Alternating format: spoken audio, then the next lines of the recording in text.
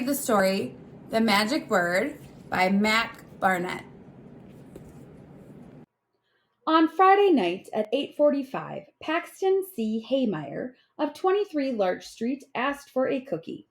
The babysitter said, "What's the magic word?" It's hard to say why Paxton did what he did.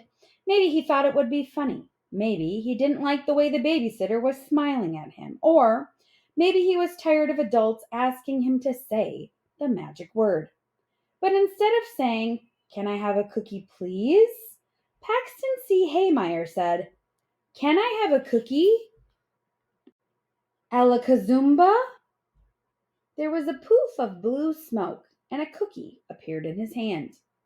The babysitter stared. "Give me that cookie." "Why?" Paxton asked. "Because you didn't say the magic word." I think I did," said Paxton. Then Paxton scratched his ear and said, "Can I have another cookie?" Alakazumba? And some milk, Alakazumba. The babysitter scowled. "Paxton C. Haymeyer, put those cookies back in the jar. Pour that milk back in the carton. You have until the count of 3. 1, said the babysitter. 2, said the babysitter. "Can I have a walrus that will chase the babysitter up to the North Pole, Alakazumba?" said Paxton. And he got one. That's how Paxton C. Haymeyer discovered the magic word. Alakazumba. At 9:30, Paxton's parents returned and found 23 Larch looked a bit different. "Paxton C. Haymeyer, get down here right now," said Mrs. H. Paxton slid down the water slide into the living room. "Do you like what I've done with the place?" "You," said his father. "You did all this." "Yeah," said Paxton. "Will you tuck me into bed?" "Paxton," said his mother, "you are grounded." Well, that wasn't good. "Could I get another one of those walruses, Alakazumba?" That night, Paxton ate cookies in bed. The next morning, he got right to work. Alakazumba. Alakazumba. Alakazumba. At lunchtime, the new robot chef brought Paxton some cookies. "I bet Rosie would get a kick out of this," Paxton said. At 3:45, Rosie knocked at the door and was let in by the butler. "What's with the elephant?" asked Rosie. "You mean Angelo?" said Paxton. "He's my new pet." "How'd you get him?" Rosie asked. Paxton told her about the magic word.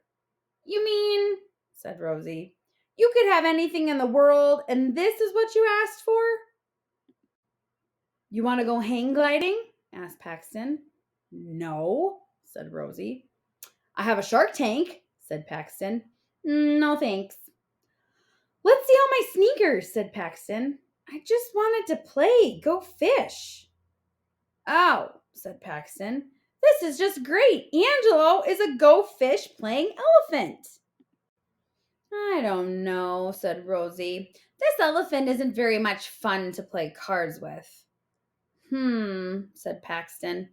"You could let the robot play your hand and we could just watch." "That's boring," said Rosie. "Sneaker time," said Paxton. "Pax," said Rosie, "you're a terrible host." Well, Paxton wasn't going to stand there and be insulted in his very own house, let alone his very own castle with a helipad and a pink lemonade moat. "Walrus! Alakazumba!" Alakazumba.